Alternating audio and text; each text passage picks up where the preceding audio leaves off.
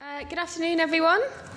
My name's Emma Riley. I'm a head of production technology for Mentorn Media and Sunset+Vine. They're two independent companies that are under the part of the group of Tenopolis. And I will be your chair for this afternoon's event. We've got quite an incredible, knowledgeable panel of speakers, really, to give you some information this afternoon. To give you a bit of a rundown on what we're going to be doing. First of all, I'm going to give you a bit of an overview of HD.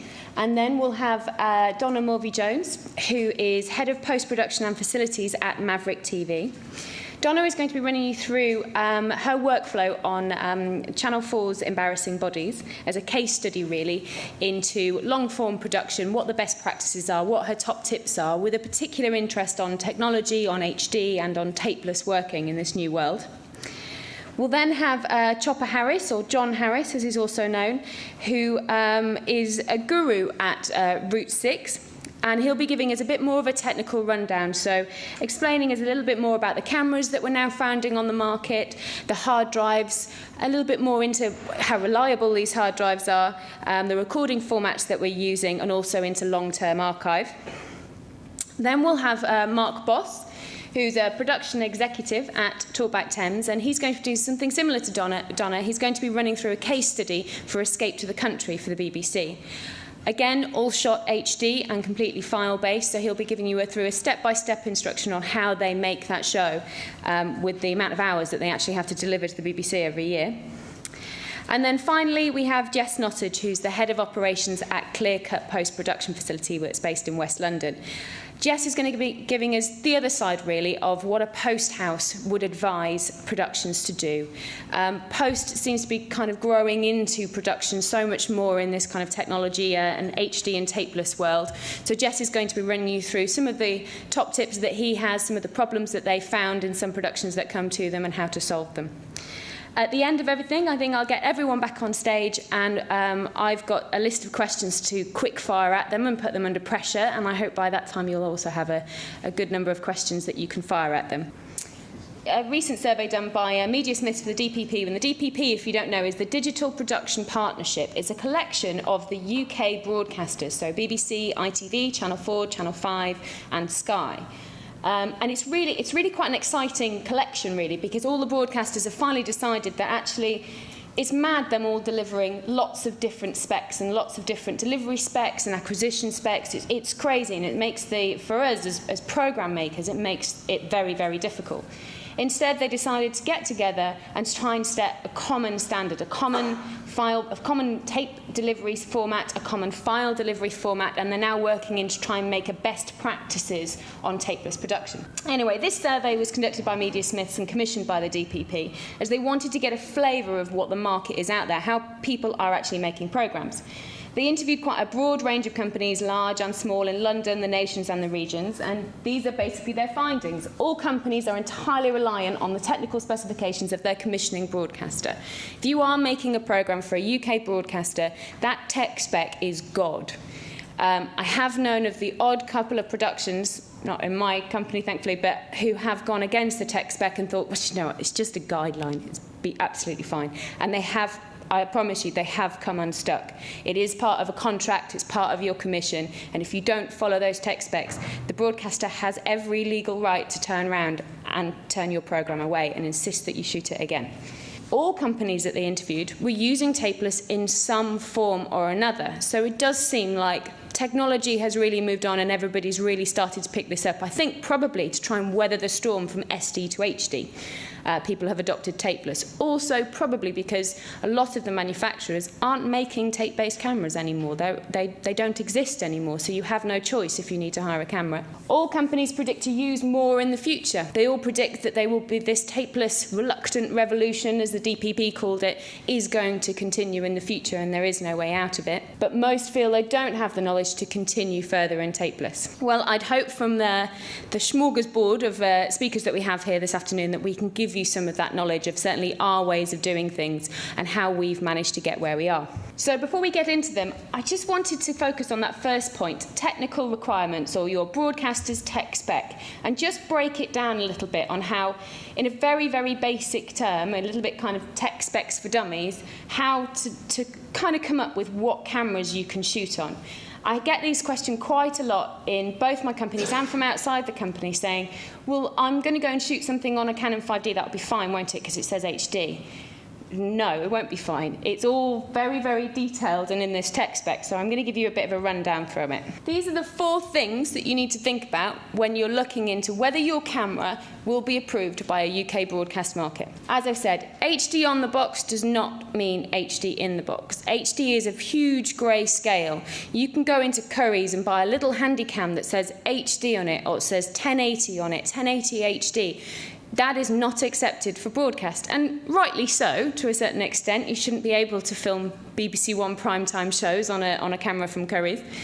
But, so you really need to think about HD in actually what that means. So starting off with shooting full HD pixels, the broadcasters mean that your camera has to shoot natively 1920 by 1080. If it just says 1080, that's not necessarily 1920 by 1080. It has to shoot 1920 by 1080. Next, your camera must have 3 half-inch sensors. There are a couple of exceptions. One of the most popular exceptions is the Canon XF 300 or 305 that has been approved by all those broadcasters that I mentioned except Sky.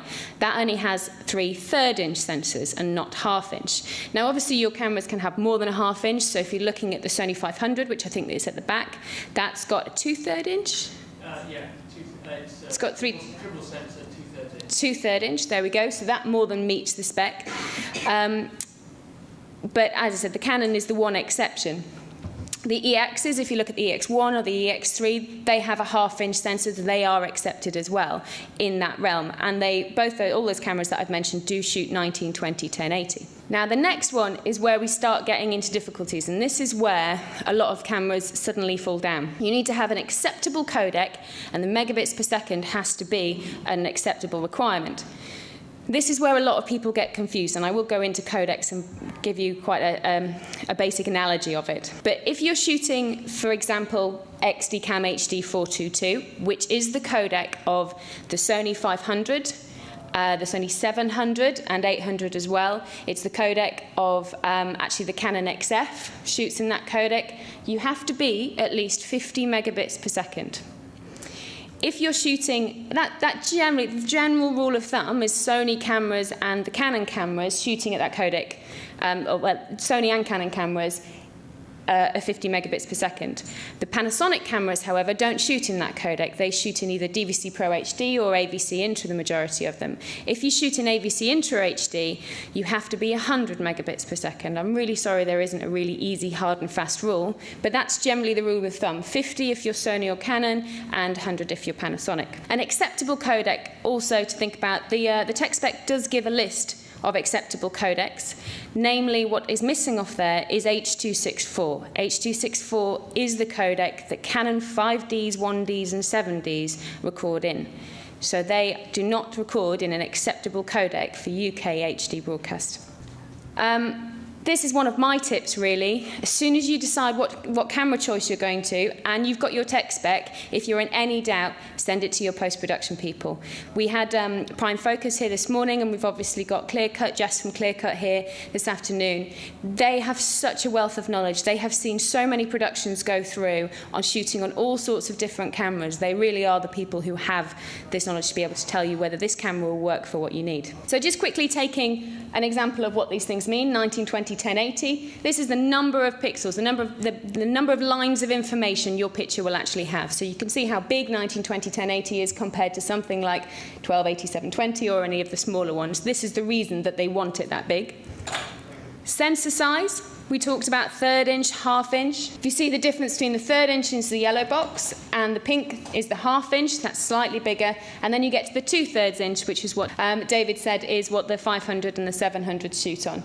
You do start getting bigger if you go to a DSLR, you see the red box. That's why people love DSLRs, because their sensor is huge compared to the smaller ones. Give you an idea of what a sensor can do. That's a camera phone compared to a DSLR. So obviously you prefer the DSLR to the camera phone. This gets a bit more tricky. This is an EX1 or EX3 that have the same sensors compared to a Canon XF 300 or 305. The Canon has a smaller sensor than the EX. Now you can tell the difference between those two images, but which one would you prefer? So moving on to codecs.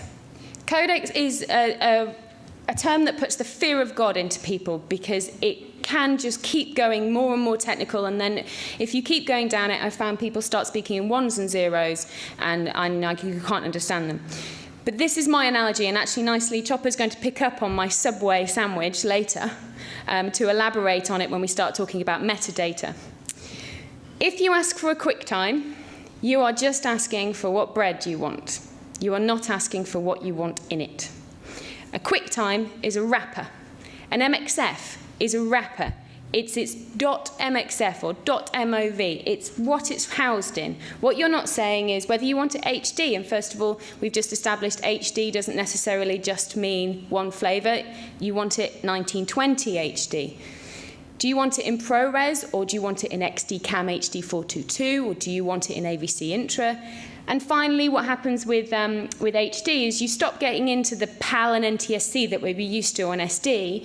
Now with HD, you can't really use PAL and NTSC. They're not really applicable. What you do use is frames per second. So obviously in the UK, we're 25 frames a second, and the States generally we've been delivering to the States at 29.97 frames a second. Just lastly on codecs as well, if you're doing multiple camera shoots and multiple format shoots, what in my experience happens is that we get lots and lots of cameras together, and they're all from different countries, as it were, and they all speak a different language. They're all in a different codec.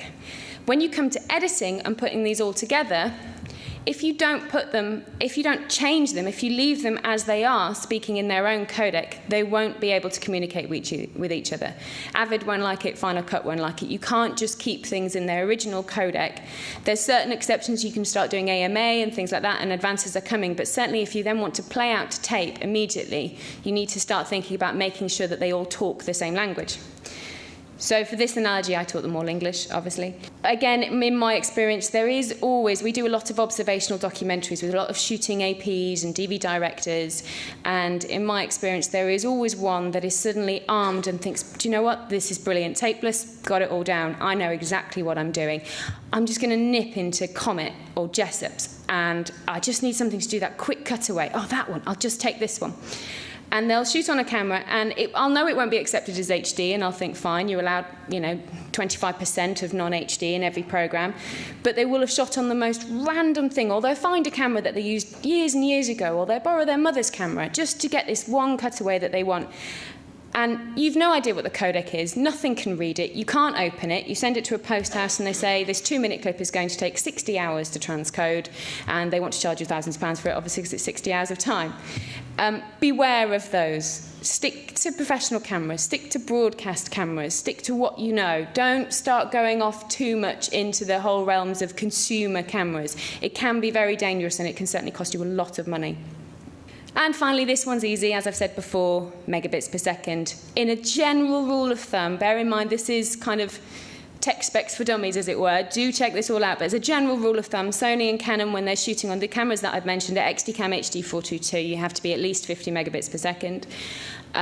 Where some of the Sony cameras fall down is that the EX1 and EX3 only shoot at 35 megabits per second. That's why they're not accepted for UK broadcast.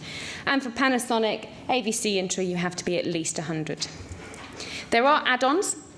Chopper's going to be talking a little bit more about this.